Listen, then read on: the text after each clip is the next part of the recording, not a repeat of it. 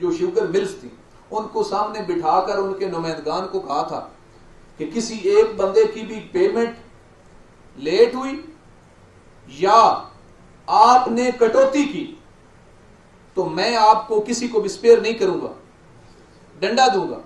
तो पूरे जिले की हमारी जो मिल्स थी यहां शिकायत नहीं आई थी, चनियोट में शिकायत हैं क्योंकि वहां एक वजीर आजम की मिल थी। वजीर आजम की मिल तो ज़ाहिर विक्टिमाइज करेगी। अभी भी वो हमारे एक सिविल जज साहब वो मुझे कह रहे थे हमें तो अभी तक पैसे नहीं मिले, तो वजीर आजम की मिल कैसे पैसे देगी, वो तो वजीर आजम की मिल है। तो ये इंतजामी लेवल की बात है। हम कहते हैं डीसी की नीयत ठीक नहीं है।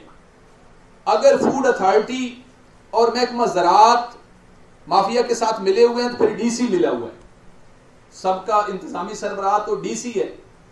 तो जब हमारी गंदम तैयार होती है ना, ये आते हैं जिला क्रॉस नहीं होगा, आप गवर्नमेंट के गोदाम को गंदम देंगे, ये वो वगैरह, उस वक्त जो सख्ती रवा रखते हैं अब क्यों नहीं रखते? दोहरा मेयार नहीं होना चाहिए ना। जो असूल आप हमारे लिए अपनाते हैं किसानों के लिए, वही असूल जो है वो इस माफिया के खिलाफ भी अपनाएं जिनसे हमारा शब रोज वास्ता है। तो ये आप मीडिया नुमाइंदगान से मेरी गुजारिश है कि ये अवामी मसला है। जेली दूध मेरा नहीं, आप सब लोगों का, इस पूरे मुआशरे का मसला है।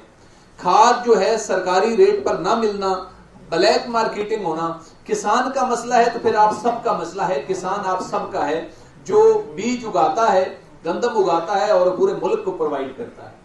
तो कीमतों का तयन इंसाफ के मुताबिक, बैलेंस मार्केट थ्योरी के मुताबिक, ये हमारा बुनियादी हक है, ये हमें मिलना चाहिए।